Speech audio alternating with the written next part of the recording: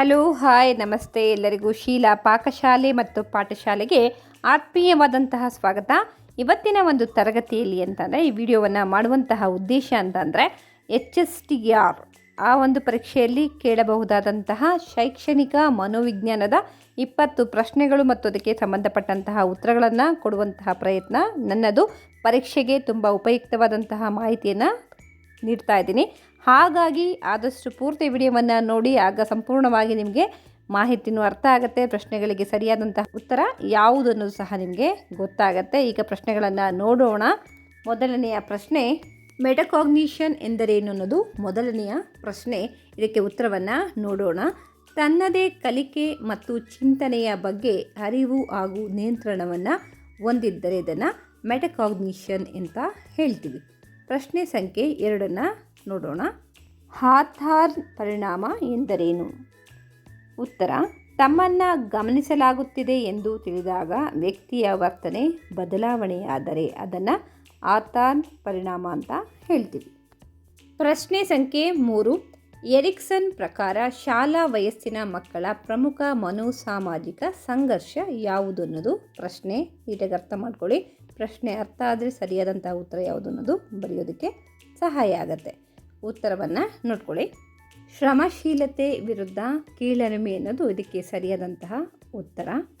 ಮುಂದಿನ ಪ್ರಶ್ನೆ 4, ಗಾಗ್ನೆ ಪ್ರಕಾರ ಕಲಿಕೆಯ ವಿಧಗಳು ಎಷ್ಟು ಅನ್ನೋದು ಪ್ರಶ್ನೆ. ಕಲಿಕೆಯ ವಿಧಗಳ ಬಗ್ಗೆ ಇದು ಪ್ರಶ್ನೆ ಇರೋದು, ಹಾಗಾಗಿ ಕೇಳಿಸ್ಕೊಳ್ಳಿ. ಉತ್ತರ 8 ವಿಧಗಳು ಬರುತ್ತೆ. ಅದು ಯಾವುದನ್ನು ಮುಂದಿನ ಒಂದು ಪ್ರಶ್ನೆ ಬಂದಾಗ ತಿಳಿಸ್ತಾ ಹೋಗ್ತೀನಿ. ಮುಂದಿನ ಪ್ರಶ್ನೆ ಸಂಖ್ಯೆ 5, ಗಾರ್ಡ್ನರ್ ಪ್ರಕಾರ ಸಂಗೀತ ಬುದ್ಧಿಮತ್ತೆ ಯಾವ ಬುದ್ಧಿಮತ್ತೆಯ ವಿಧ ಅನ್ನೋದು ಪ್ರಶ್ನೆ. ಇದಕ್ಕೆ ಉತ್ತರ ಬಹು ಬುದ್ಧಿಮತ್ತೆಯ ಒಂದು ವಿಧ ಅಂತಲೇ ಹೇಳ್ತೀವಿ. ಆಯಿತಾ? ಮುಂದಿನ ಪ್ರಶ್ನೆಗೆ ಹೋಗೋಣ. ಪ್ರಶ್ನೆ ಸಂಖ್ಯೆ 6, ಗೆಸ್ಟಾಲ್ಟ್ ಮನೋವಿಜ್ಞಾನದ ಪ್ರಮುಖ ತತ್ವ ಯಾವುದು ಅನ್ನೋದು ಪ್ರಶ್ನೆ. ಉತ್ತರ, ಸಂಪೂರ್ಣವು ಭಾಗಗಳ ಮೊತ್ತಕ್ಕಿಂತ ಶ್ರೇಷ್ಠ ಅನ್ನೋದು ಗೆಸ್ಟಾಲ್ಟ್ ಮನೋವಿಜ್ಞಾನದ ಒಂದು ಪ್ರಮುಖ ತತ್ವ ಆಗಿದೆ, ನೆನ್ಪಿಟ್ಕೊಳ್ಳಿ. ಮುಂದಿನ ಪ್ರಶ್ನೆ 7, ಸ್ಕಿನ್ನರ್ನ ಸಿದ್ಧಾಂತದಲ್ಲಿ ವರ್ತನೆಯನ್ನು ಬಲಪಡಿಸುವಂತಹ ಒಂದು ಪ್ರಮುಖವಾದಂತಹ ಅಂಶ ಯಾವುದು ಅನ್ನೋದು ಪ್ರಶ್ನೆ. ಇದಕ್ಕೆ ಉತ್ತರ ಬಲವರ್ಧನೆ ಅಂತ ಹೇಳ್ತೀವಿ. ಮುಂದಿನ ಪ್ರಶ್ನೆ 8, ಜೀನ್ ಪಿಯಾಜೆಯ ಪ್ರಕಾರ ವಸ್ತು ಸ್ಥಿರತೆ ಆಬ್ಜೆಕ್ಟ್ ಪರ್ಮನೆನ್ಸ್ ಯಾವ ಹಂತದಲ್ಲಿ ಬೆಳೆಯುತ್ತದೆ ಅನ್ನೋದು ಇದು ಪ್ರಶ್ನೆ. ಉತ್ತರ, ಸಂವೇದನಾ ಚಲನಾ ಹಂತದಲ್ಲಿ ಪಿಯಾಜೆಯ ಪ್ರಕಾರ ವಸ್ತು ಸ್ಥಿರತೆ ಅನ್ನೋದು ಬೆಳೆಯುತ್ತಾ ಹೋಗುತ್ತೆ. ಸೆನ್ಸಾರಿ ಮೋಟರ್ ಸ್ಟೇಜ್ ಅಂತ ಹೇಳ್ತೀವಿ. ಮುಂದಿನ ಪ್ರಶ್ನೆಯನ್ನು ನೋಡೋಣ. ಪ್ರಶ್ನೆ ಸಂಖ್ಯೆ 9, ವೈಗೋಟಸ್ಕಿಯ ZPD ಎಂದರೆ ಏನು ಅನ್ನೋದು ಪ್ರಶ್ನೆ. ಉತ್ತರವನ್ನು ನೋಡಿ. ವಿದ್ಯಾರ್ಥಿಯು ಸ್ವತಃ ಮಾಡಬಹುದಾದಂತಹ ಮತ್ತು ಬೇರೆಯವರ ಸಹಾಯದಿಂದ ಮಾಡಬಹುದಾದಂತಹ ಕಾರ್ಯಗಳ ನಡುವಿನ ಒಂದು ಅಂತರ. ಮಗು ಸ್ವತಃ ಕೆಲಸವನ್ನು ಮಾಡುವಂತಹ ಒಂದು ವಿಧಾನ ಏನಿದೆ, ಅದೇ ರೀತಿ ಬೇರೆಯವರ ಒಂದು ಸಹಾಯವನ್ನು ಪಡ್ಕೊಂಡು ಕೆಲಸವನ್ನು ಮಾಡುವಂತಹ ರೀತಿ ಏನಿದೆ, ಅವೆರಡೂ ಕಾರ್ಯಗಳ ಒಂದು ನಡುವಿನ ಅಂತರ, ಆ ಒಂದು ಗ್ಯಾಪ್ ಏನಿದೆ, ಅದನ್ನು ZPD ಅಂತ ಹೇಳ್ತೀವಿ. ಮುಂದಿನ ಪ್ರಶ್ನೆ 10, ಸ್ಪೈರಲ್ ಪಠ್ಯಕ್ರಮ ಅಂದರೆ ಸ್ಪೈರಲ್ ಕರಿಕ್ಯುಲಮ್ ಪರಿಕಲ್ಪನೆಯನ್ನು ಪ್ರತಿಪಾದಿಸಿದವರು ಯಾರು ಅನ್ನೋದು 10ನೆಯ ಪ್ರಶ್ನೆ. ಇದಕ್ಕೆ ಉತ್ತರ ಜೆರೋಮ್ ಬ್ರೂನರ್ ಎನ್ನುವಂತಹ ವ್ಯಕ್ತಿ ಈ ಒಂದು ಪಠ್ಯಕ್ರಮವನ್ನು ಪ್ರತಿಪಾದನೆಯನ್ನು ಮಾಡ್ತಾರೆ. ಮುಂದಿನ ಪ್ರಶ್ನೆಯನ್ನು ನೋಡೋಣ. ಪ್ರಶ್ನೆ ಸಂಖ್ಯೆ 11, ಬ್ರೂನರ್ನ ಕಲಿಕೆಯ 3 ಪ್ರತಿನಿಧಾನ ವಿಧಾನಗಳು ಯಾವುದು? ಅಂದರೆ ಪ್ರತಿನಿಧಾನ ವಿಧಾನ ಅನ್ನೋದು ಪ್ರಶ್ನೆ. ನೀಟಾಗಿ ಅರ್ಥವನ್ನು ಮಾಡ್ಕೊಳ್ಳಿ. ಉತ್ತರ, ಇನ್ಯಾಕ್ಟಿವ್, ಐಕಾನಿಕ್, ಸಿಂಬಾಲಿಕ್ ಅನ್ನೋದು ಇದರ ಒಂದು 3 ವಿಧಾನ ಅಂತ ಹೇಳ್ತೀವಿ.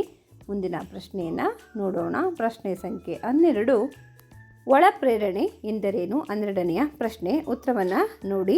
ಬಾಹ್ಯ ಪ್ರತಿಫಲವಿಲ್ಲದೆ ಸ್ವಯಂ ಆಸಕ್ತಿಯಿಂದ ಕಾರ್ಯನಿರ್ವಹಿಸುವಂತಹ ಒಂದು ಪ್ರೇರಣೆ ಅಂತ ಹೇಳ್ತೀವಿ. ಆಂತರಿಕವಾಗಿ ವ್ಯಕ್ತಿ ಯಾವುದೇ ಬಹುಮಾನ ಇರ್ಬೋದು ಅಥವಾ ಹೊಗಳಿಕೆ ಅಥವಾ ಆಸೆಗೆ ಕಟ್ಟುಬಿದ್ದು ಈ ಒಂದು ಕಾರ್ಯವನ್ನು ಮಾಡೋದಿಲ್ಲ. ವ್ಯಕ್ತಿ ಸ್ವತಃ ತಾನು ಪರೀಕ್ಷೆಯನ್ನು ಚೆನ್ನಾಗಿ ಬರಿಬೇಕು ಅನ್ನುವಂತಹ ಉದ್ದೇಶದಿಂದ, ಕಲಿಕೆ ನನ್ನಲ್ಲಿ ಉತ್ತಮ ಆಗಬೇಕು ಅನ್ನುವಂತಹ ದೃಷ್ಟಿಯನ್ನು ಇಟ್ಕೊಂಡು ತಾನೇ ಓದ್ತಾ ಹೋಗ್ತಾನೆ. ಹಾಗಾಗಿ ಇದನ್ನು ಒಳ ಪ್ರೇರಣೆ ಅಂತ ಹೇಳ್ತೀವಿ. ಹಾಗಾಗಿ ಇದನ್ನು ಆಂತರಿಕ ಪ್ರೇರಣೆ ಅಂತ ಹೇಳ್ತೀವಿ ಅಥವಾ ಸೆಲ್ಫ್ ಮೋಟಿವೇಶನ್ ಅಂತ ಹೇಳ್ತೀವಿ. ಮುಂದಿನ ಪ್ರಶ್ನೆಯನ್ನು ನೋಡೋಣ. ಪ್ರಶ್ನೆ ಸಂಖ್ಯೆ 13, ಪರೀಕ್ಷೆಯ ವೈಧತೆ ವ್ಯಾಲಿಡಿಟಿ ಎಂದರೇನು ಅನ್ನೋದು ಪ್ರಶ್ನೆ. ಉತ್ತರವನ್ನು ನೋಡಿ. ಪರೀಕ್ಷೆಯು ಅಳೆಯಬೇಕಾದ ಅಂಶವನ್ನೇ ಸರಿಯಾಗಿ ಅಳೆಯುವಂತಹ ಗುಣವನ್ನು ಹೊಂದಿದ್ದರೆ ಅದನ್ನು ವ್ಯಾಲಿಡಿಟಿ ಅಥವಾ ಪರೀಕ್ಷೆಯ ವೈಧತೆ ಅಂತ ನಾವು ಕರಿತಾ ಹೋಗ್ತೀವಿ. ಅರ್ಥ ಆಯ್ತಾ? ಮುಂದಿನ ಪ್ರಶ್ನೆಗೆ ಹೋಗೋಣ. ಪ್ರಶ್ನೆ ಸಂಖ್ಯೆ 14, ಪಿಗ್ಮಾಲಿಯನ್ ಪರಿಣಾಮ ಅಥವಾ ಪಿಗ್ಮಾಲಿಯನ್ ಎಫೆಕ್ಟ್ ಎಂದರೇನು ಅನ್ನೋದು ಪ್ರಶ್ನೆ. ಅರ್ಥವನ್ನು ಮಾಡ್ಕೊಳ್ಳಿ. ಉತ್ತರ: ಶಿಕ್ಷಕರ ಹೆಚ್ಚಿನ ನಿರೀಕ್ಷೆಗಳು ವಿದ್ಯಾರ್ಥಿಯ ಸಾಧನೆಯನ್ನು ಹೆಚ್ಚಿಸಬಹುದು. ಈಗ ಎಕ್ಸಾಂಪಲನ್ನು ಹೇಳೋದಾದರೆ, ಶಿಕ್ಷಕ ಒಬ್ಬ ವಿದ್ಯಾರ್ಥಿ ಇವನು ಕೈಲಿ ಆಗತ್ತೆ, ಇವನ ಕೈಲಿ ಕೆಪಾಸಿಟಿ ಇದೆ, ಅವನು ಚೆನ್ನಾಗಿ ಓದ್ತಾನೆ, ಉತ್ತಮವಾದಂತಹ ಅಂಕಗಳನ್ನು ತೆಗಿತಾನೆ ಎನ್ನುವಂತಹ ಒಂದು ನಿರೀಕ್ಷೆಯನ್ನು ಇಟ್ಕೊಂಡಾಗ ಆ ಮಗುವಿನಲ್ಲಿ ಮೋಟಿವೇಶನ್ ಆದಂತಹ ಸಂದರ್ಭದಲ್ಲಿ ಮಗು ಖಂಡಿತ ಪರೀಕ್ಷೆಯಲ್ಲಿ ಉತ್ತಮವಾಗಿ ಬರೆದು ಅಂಕಗಳನ್ನು ತೆಗೆಯುತ್ತೆ. ಈ ರೀತಿ ನಿರೀಕ್ಷೆಗಳನ್ನು ಇಟ್ಕೊಂಡಾಗ ಆಗುವಂತಹ ಒಂದು ಪರಿಣಾಮ ಅಥವಾ ಎಫೆಕ್ಟ್ ಅಂತ ಹೇಳ್ತೀವಿ. ಆಗ ಸಾಧನೆಯನ್ನು ಹೆಚ್ಚಾಗಿ ನಾವು ನೋಡ್ಬೋದು. ಮುಂದಿನ ಪ್ರಶ್ನೆಯನ್ನು ನೋಡೋಣ. ಪ್ರಶ್ನೆ ಸಂಖ್ಯೆ 15, ಪಾವ್ಲೋವ್ನ ಪ್ರಯೋಗದಲ್ಲಿ ಸ್ವಾಭಾವಿಕ ಪ್ರಚೋದಕ ಅನ್ಕಂಡೀಷನ್ ಸ್ಟಿಮ್ಯುಲಸ್ ಯಾವುದು ಅನ್ನೋದು ಪ್ರಶ್ನೆ. ಇದಕ್ಕೆ ಉತ್ತರ ಆಹಾರ. ನೆನ್ಪಿಟ್ಕೊಳ್ಳಿ, ಸ್ವಾಭಾವಿಕ ಪ್ರಚೋದಕ ಅಂತ ಇಲ್ಲಿ ಕೇಳಿರೋದು, ಹಾಗಾಗಿ ಇಲ್ಲಿ ಆಹಾರ ಅನ್ನೋದನ್ನ ನೀವು ಉತ್ತರ ಆಗಿ ಬರಿಬೇಕಾಗತ್ತೆ. ಮುಂದಿನ ಪ್ರಶ್ನೆಯನ್ನು ನೋಡೋಣ. ಪ್ರಶ್ನೆ ಸಂಖ್ಯೆ 16, ಕೌಲರ್ನ ಪ್ರಯೋಗದಲ್ಲಿ ಬಳಸಿದಂತಹ ಒಂದು ಪ್ರಾಣಿ ಯಾವುದು? ಯಾವ ಪ್ರಾಣಿಯನ್ನು ಇಲ್ಲಿ ಕೌಲರ್ ತನ್ನ ಪ್ರಯೋಗಕ್ಕೋಸ್ಕರ ಬಳಸ್ತಾನೆ ಅನ್ನೋದು ಪ್ರಶ್ನೆ. ಉತ್ತರ ಚಿಂಪಾಂಜಿ. ಮುಂದಿನ ಪ್ರಶ್ನೆಗೆ ಹೋಗೋಣ. ಪ್ರಶ್ನೆ ಸಂಖ್ಯೆ 17, ಕೋಲ್ಬರ್ಗ್ನ ನೈತಿಕ ಬೆಳವಣಿಗೆಯಲ್ಲಿ ಎಷ್ಟು ಹಂತಗಳಿವೆ ಅನ್ನೋದು ಪ್ರಶ್ನೆ. ಉತ್ತರ 3 ಮಟ್ಟಗಳು ಬರುತ್ತೆ ಮತ್ತು 6 ಹಂತಗಳನ್ನು ನಾವಿಲ್ಲಿ ನೋಡ್ಬೋದು. ನೈತಿಕ ಬೆಳವಣಿಗೆಯ ಒಂದು ಹಂತ ಅಂತಲೇ ಹೇಳ್ತೀವಿ. ಪ್ರಶ್ನೆ ಸಂಖ್ಯೆ 18, ಬ್ಲೂಮ್ನ ಜ್ಞಾನಾತ್ಮಕ ಕ್ಷೇತ್ರದ ಅಂದರೆ ಕಾಗ್ನಿಟಿವ್ ಡೊಮೈನ್ ಅತ್ಯುನ್ನತ ಹಂತ ಯಾವುದು ಅನ್ನೋದು ಪ್ರಶ್ನೆ. ಪ್ರಶ್ನೆಯನ್ನು ಅರ್ಥ ಮಾಡ್ಕೊಳ್ಳಿ, ನಂತರ ಉತ್ತರ ನಿಮಗೆ ಸರಿಯಾದಂತಹ ರೀತಿಯಲ್ಲಿ ಬರೆಯೋದಕ್ಕೆ ಅನುಕೂಲ ಆಗತ್ತೆ. ಉತ್ತರವನ್ನು ನೋಡಿ. ಮೌಲ್ಯಮಾಪನ ಅಂತ ಹೇಳ್ತೀವಿ. ಮೂಲ ಮಾದರಿ ಅಥವಾ ಸೃಜನಶೀಲತೆಯ ಒಂದು ಮಾದರಿ ಅಂತ ಹೇಳ್ತೀವಿ, ಅಥವಾ ಪರಿಷ್ಕೃತ ಮಾದರಿ ಅಂತ ಸಹ ಹೇಳ್ತೀವಿ. ನೆನ್ಪಿಟ್ಕೊಳ್ಳಿ, ಕಾಗ್ನಿಟಿವ್ ಡೊಮೈನ್ನಲ್ಲಿ ಬರುವಂತಹ ಅತ್ಯುನ್ನತ ಹಂತ ಯಾವುದು ಅಂತಂದರೆ ಮೌಲ್ಯಮಾಪನ, ಮತ್ತು ಇದರ ಬಗ್ಗೆ ನೀವು ನೆನ್ಪಿಟ್ಕೊಳ್ಬೇಕು. ಹಾಗಾದರೆ ಮುಂದಿನ ಪ್ರಶ್ನೆಯನ್ನು ನೋಡೋಣ.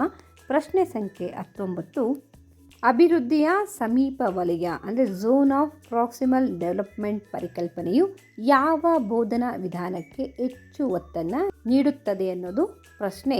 ಉತ್ತರವನ್ನು ನೋಡಿ. ಸಹಕಾರಿ ಕಲಿಕೆ ಮತ್ತು ಮಾರ್ಗದರ್ಶಿತ ಬೋಧನೆಗೆ ಇರುವಂತಹದ್ದು ಅಂತ ಹೇಳ್ತೀವಿ. ನೆನ್ಪಿಟ್ಕೊಳ್ಬೇಕು, ಅಭಿವೃದ್ಧಿಯ ಸಮೀಪ ವಲಯ ಯಾವಾಗಲೂ ಸಹಕಾರಿ ಕಲಿಕೆ ಮತ್ತು ಮಾರ್ಗದರ್ಶಿತ ಬೋಧನೆಗೆ ಹೆಚ್ಚಿನ ಒತ್ತನ್ನು ನೀಡುತ್ತದೆ. ಹಾಗಾಗಿ ಇದು ಮಕ್ಕಳಲ್ಲಿ ಕಲಿಕೆಯನ್ನು ಉತ್ತಮ ಮಾಡಲು ಸಹಾಯ ಆಗುತ್ತೆ. ಮುಂದಿನ ಪ್ರಶ್ನೆಯನ್ನು ನೋಡೋಣ. ಪ್ರಶ್ನೆ ಸಂಖ್ಯೆ 20, ರೋಸ್ಟ್ರಾಕ್ ಇಂಪ್ಲಾಟ್ ಪರೀಕ್ಷೆ ಯಾವುದನ್ನು ಅಳೆಯಲು ಬಳಸಲಾಗುತ್ತದೆ ಅನ್ನೋದು ಪ್ರಶ್ನೆ. ಅರ್ಥವನ್ನು ಮಾಡಿಕೊಳ್ಳಿ. ಇದಕ್ಕೆ ಉತ್ತರವನ್ನು ನೋಡೋಣ. ವ್ಯಕ್ತಿತ್ವವನ್ನು ಅಳೆಯೋದಕ್ಕೆ ಇದನ್ನು ಬಳಸಲಾಗುತ್ತೆ. ಅಂದರೆ ಪ್ರೊಜೆಕ್ಟಿವ್ ಪರ್ಸನಾಲಿಟಿ ಟೆಸ್ಟ್ ಅಂತ ಹೇಳ್ತೀವಿ. ಪ್ರತಿಯೊಬ್ಬ ವ್ಯಕ್ತಿಯಲ್ಲಿರುವಂತಹ ವ್ಯಕ್ತಿತ್ವವನ್ನು ನಾವು ಪರೀಕ್ಷೆಯನ್ನು ಮಾಡುವಂತಹ ಸಂದರ್ಭದಲ್ಲಿ ಈ ಪರೀಕ್ಷೆಯನ್ನು ಮಾಡಲಾಗುತ್ತದೆ. ಇವತ್ತಿನ ಒಂದು ತರಗತಿಯಲ್ಲಿ ನಾನು ನಿಮಗೆ ಶೈಕ್ಷಣಿಕ ಮನೋವಿಜ್ಞಾನಕ್ಕೆ ಸಂಬಂಧಪಟ್ಟಂತಹ 20 ಪ್ರಮುಖವಾದಂತಹ ಪ್ರಶ್ನೆಗಳು ಮತ್ತು ಅದಕ್ಕೆ ಸಂಬಂಧಪಟ್ಟಂತಹ ಉತ್ತರಗಳನ್ನು ನೀಡುವಂತಹ ಪ್ರಯತ್ನವನ್ನು ಮಾಡಿದ್ದೇನೆ.